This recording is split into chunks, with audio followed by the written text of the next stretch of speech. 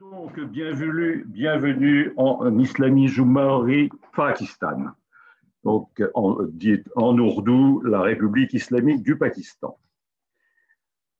Alors, le Pakistan, c'est. D'abord, on va s'interroger sur le mot, parce que c'est un mot récent.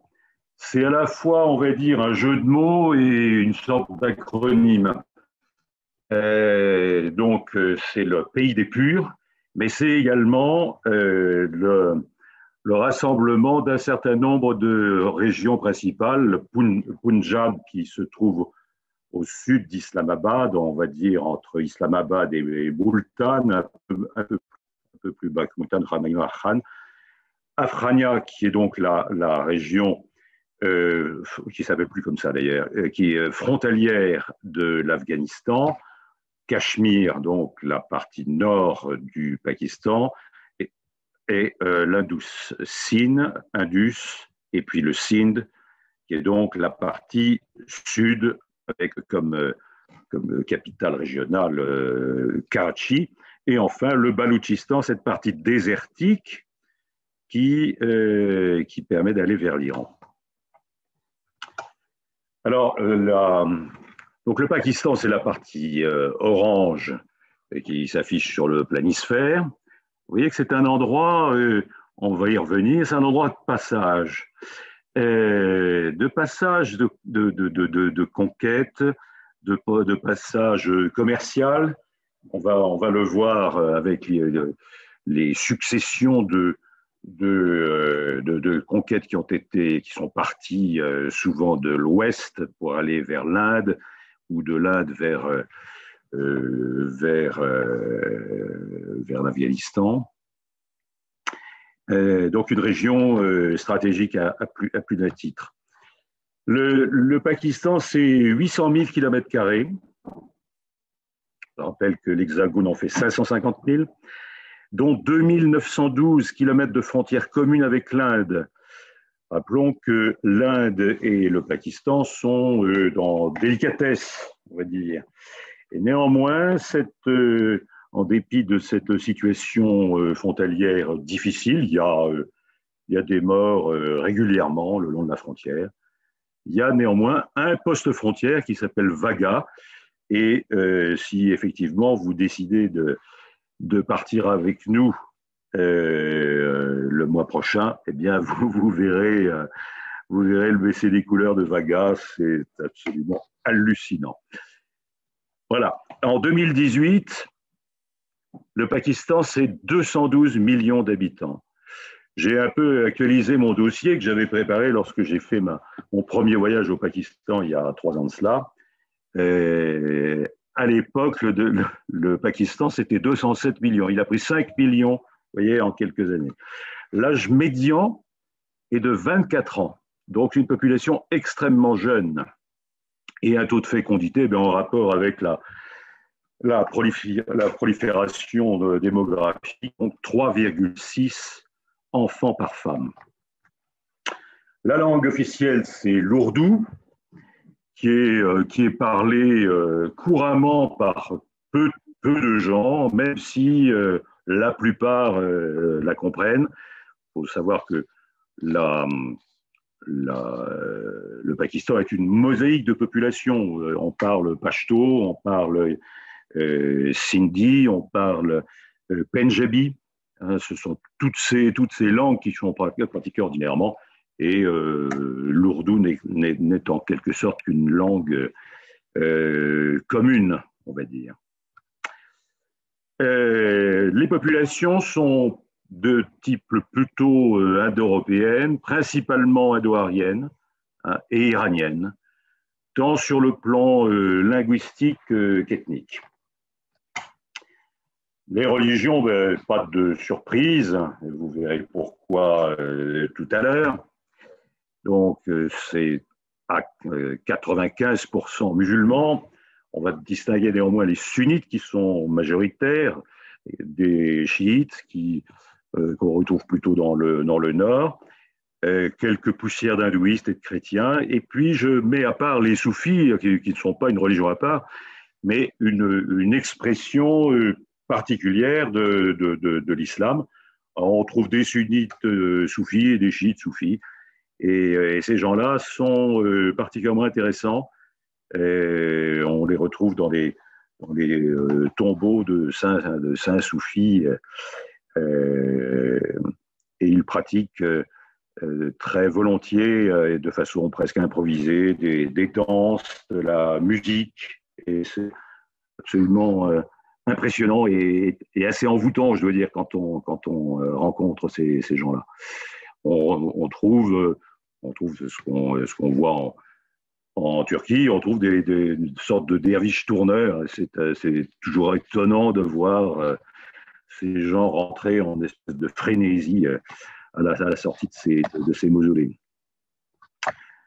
Alors, d'un point de vue, tout à l'heure, je disais que le Pakistan, c'est un endroit stratégique, c'est un paillasson géopolitique, on va le voir tout à l'heure, hein, mais c'est également un couloir extrêmement opportun pour la Chine. Et je vous montre la carte de ce que vous connaissez sûrement maintenant, qui est ce qu'on appelle la Belt and Road Initiative. Donc, un projet pharaonique qui a été lancé par l'empereur de Chine actuel, M. Xi Jinping, qui veut donc transférer des marchandises de Xi'an vers l'Europe. Ça, c'est ce qu'on appelle la Belt. Et puis la Road est en bleu. Hein, c'est donc la voie maritime et qui permet d'acheminer de l'Europe vers l'Empire du Milieu, les marchandises qui auront été achetées. Et je veux simplement vous montrer que les Chinois ont établi des relations très particulières avec le Pakistan, et ceci depuis longtemps, et ont en œuvre ce qu'on appelle le China-Pakistan Economic Corridor, que voici. Et vous voyez l'avantage incroyable que le fait de traverser de part en part le Pakistan, donc en partant de Gwadar, qui est donc le port qui est chinois, hein, qui est en bibliothèque chinoise, qui est à l'ouest de Karachi, hein, jusqu'à l'entrée du Xinjiang. Voilà. Ce corridor va permettre, hein, donc c'est autoroute et chemin de fer, va permettre de bypasser toutes ces longues routes maritimes qui est à la fois longue et puis compliquée. Vous voyez, le détroit de Malacca qui est quand même pas très commode. Et donc, vous voyez toutes les opportunités que le Pakistan peut offrir à son voisin chinois. Alors, le Pakistan, c'est à la fois un pays qui est très récent, hein, puisqu'il a un peu plus de 70 ans. Il est né en 1947. La population est très jeune, on l'a vu tout à l'heure. C'est un pays qui se cherche beaucoup, qui se crée des mythes, des héros, mais paradoxalement, c'est une des plus anciennes civilisations du monde. C'est la civilisation de l'Indus. Vous voyez, la civilisation de l'Indus est en rose, hein, donc elle est évidemment établie autour de l'Indus, comme l'étaient les civilisations voisines de l'Égypte avec le Nil, la Mésopotamie entre le Tigre et l'Euphrate, et puis la civilisation du Huanghe, du fleuve Jaune, donc. Toutes ces civilisations, il n'y en avait que 4 à l'époque, j'entends par civilisation, organisation sociale un peu élaborée, il n'y avait que 4 civilisations qui battaient le pavé à cette époque-là, et qui constituaient le centre du monde, et qui l'est resté très longtemps d'ailleurs, d'où la route de la soie. Alors, bien des années après, bien des siècles après, les conquêtes ont commencé à s'opérer. Alors, on commence bien sûr par Alexandre, vous voyez un peu le départ d'Alexandre en Macédoine, hein, et tout le périple qu'il a fait. Et il est arrivé, hein, jusqu'au bord, pratiquement à la frontière, c'était prédestiné, entre le futur Pakistan et la future Inde. Vous voyez. Puis, ça a été l'Empire Maurya. L'Empire Maurya, il est connu par Ashoka. Ashoka, c'est un empereur qui, à l'instar un peu de Constantin un peu plus tard, avec le christianisme, lui, aura établi en Inde le bouddhisme en réaction avec les dérives cléricales de l'hindouisme. Le royaume gréco-bactrien, donc ça, ce sont des conséquences géopolitiques initiées par Alexandre. Ces lieutenants se sont maintenus, ont proliféré dans la région et se sont également servis du Pakistan comme territoire. Et puis ensuite, il y a la vague verte. C'est l'islam. À cette époque-là, c'est l'Empire omeyyade. Et vous voyez que l'Empire omeyyade, bien sûr, est allé jusqu'en Espagne, mais il s'est établi également sur une bonne partie de ce qui est aujourd'hui le Pakistan. Et puis on arrive à une période qui est sans doute la plus fastueuse de l'histoire de ce pays, c'est l'Empire moghol. Alors, l'Empire moghol, il a été créé par le personnage en haut à gauche qui s'appelle Babour. C'est un nom qui a l'air sympathique. Babour, ça veut dire le tigre. Ça vous laisse un peu à penser de quelle personnalité il s'agissait.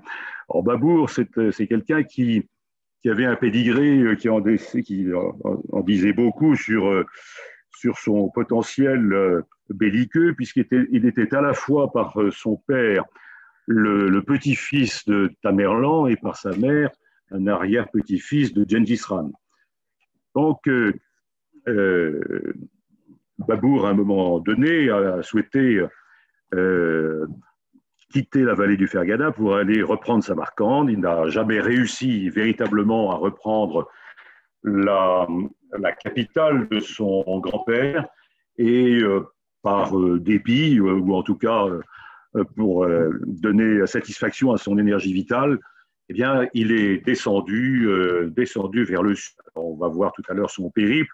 Je vous présente également ses descendants. Vous avez Humayun, son fils, puis Akbar le Grand Akbar veut dire grand, Jahangir, qui veut dire le maître du monde. Vous voyez que tous ces gens-là avaient une haute idée de la situation de leur situation terrestre. Vient ensuite Shah Jahan, donc là aussi dans le texte, le maître du monde.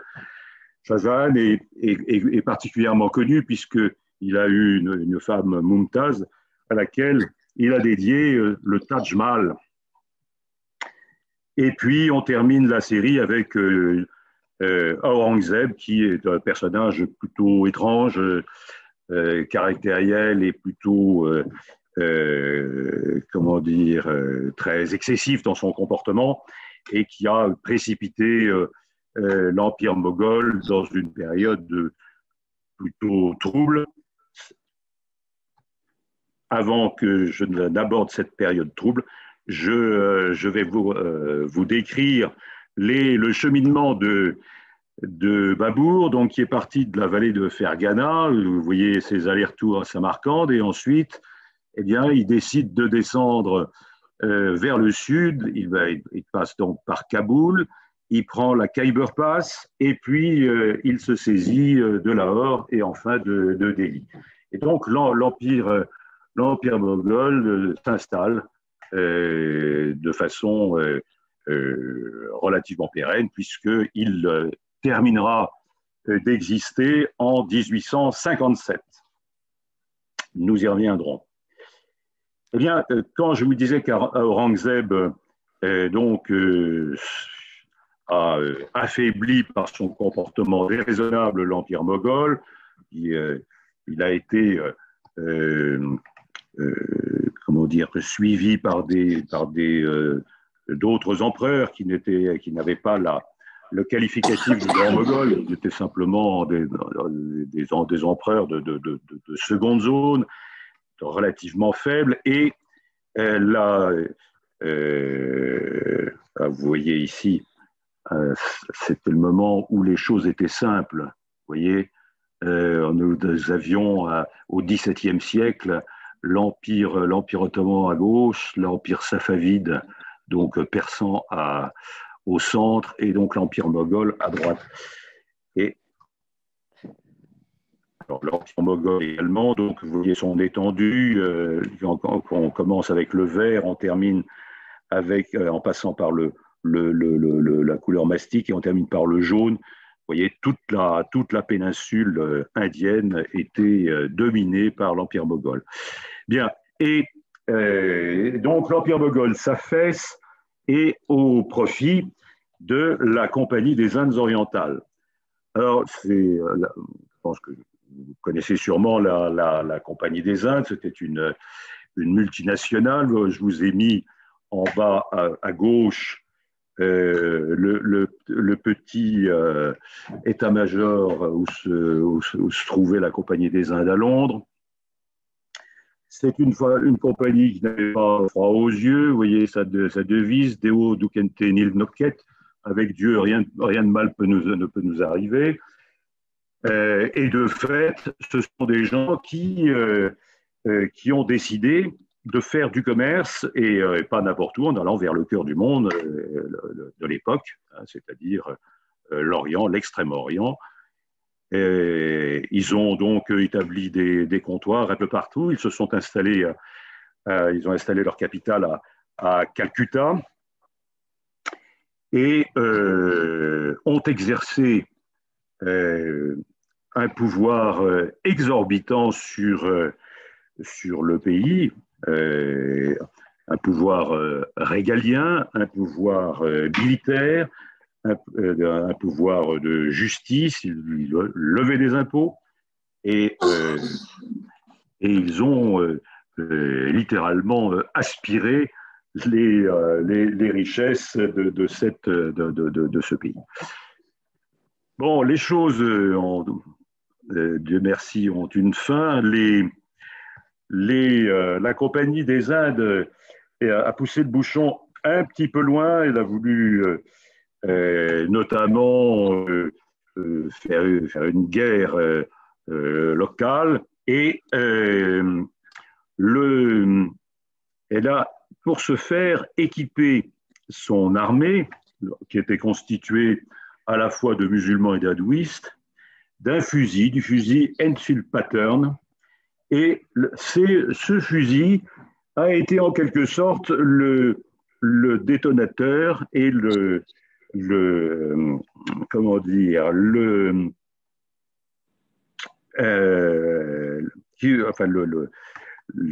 la cause de la chute de la Compagnie des Indes. Pourquoi? Eh bien, ils étaient très fiers de ces fusils.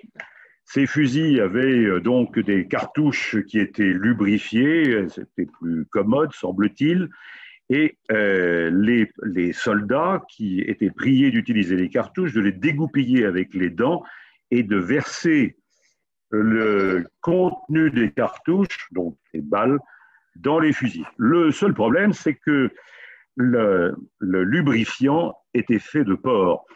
Et eh bien ça n'a pas du tout plu aux hindouistes ni aux musulmans. Et il y a eu ce qu'on appelle la révolte des Sipahs en 1857. Et la révolte des Sipahs a été telle que la Compagnie des Indes a été obligée de se retirer. Et à ce moment-là, la Compagnie des Indes était anglaise. C'est l'Empire, enfin plus exactement, c'est le Royaume-Uni qui a pris le relais. Et à partir de 1857, eh bien, et seulement à partir de 1857, l'Inde a été administrée directement par le Royaume-Uni sous une forme juridique qu'on appelait le Raj. Raj, c'est le royaume. Et de sorte que la reine Victoria, que vous voyez en majesté sur votre gauche, est devenue impératrice des Indes en 1876. Il y a donc 1857-1947, vous voyez, ce n'est en fait que 90 ans de présence anglaise, en tout cas de présence de l'Empire britannique. Et ça se termine donc à ce moment-là. Je vous ai mis deux personnes qui ont joué un rôle déterminant au moment de la disparition de l'Empire britannique indien. Donc là, le Royaume-Uni sort ruiné financièrement de la guerre de 40-45 et ne peut plus assurer financièrement l'administration de l'Inde. Deux hommes profitent de la situation, c'est Jawaharlal Nehru d'un côté, futur Premier ministre de l'Inde, et Mohamed Ali Jinnah. Vous voyez, l'un et l'autre, j'ai choisi ces photos pas tout à fait par hasard. Vous voyez que ces gens-là sont des gens très distingués, ce sont des aristocrates qui ont négocié avec Lord Mountbatten.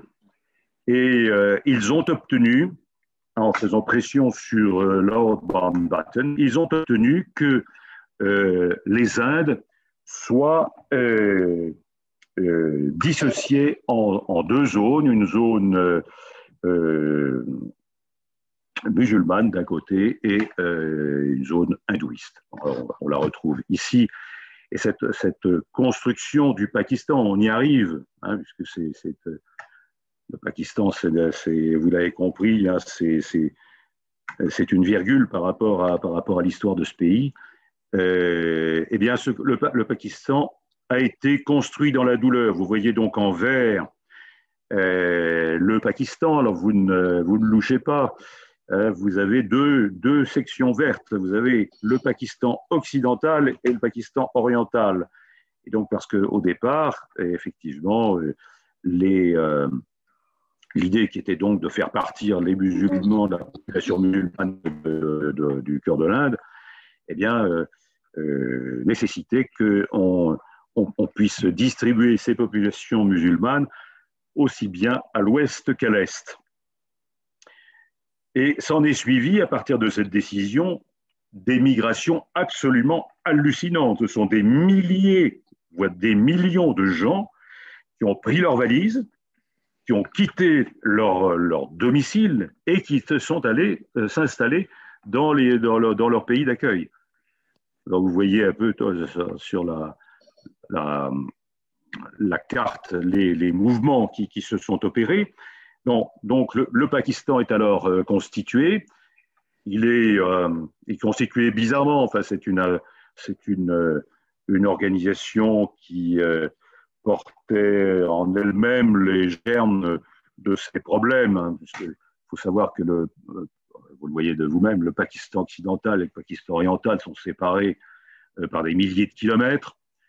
Ça n'est pas du tout la même culture et ça finit par dégénérer de façon extrêmement désagréable, hein, puisque au moment où, en 1971, le Pakistan occidental, qui menait le jeu, qui était plus peuplé que le Pakistan oriental, au moment où le Pakistan occidental avait décidé que au Bengale, on devait parler l'ourdou, les Bengalis ont exprimé leur mécontentement et ça s'est traduit par une déclaration d'indépendance en 1971 et sur laquelle on n'est jamais revenu, évidemment.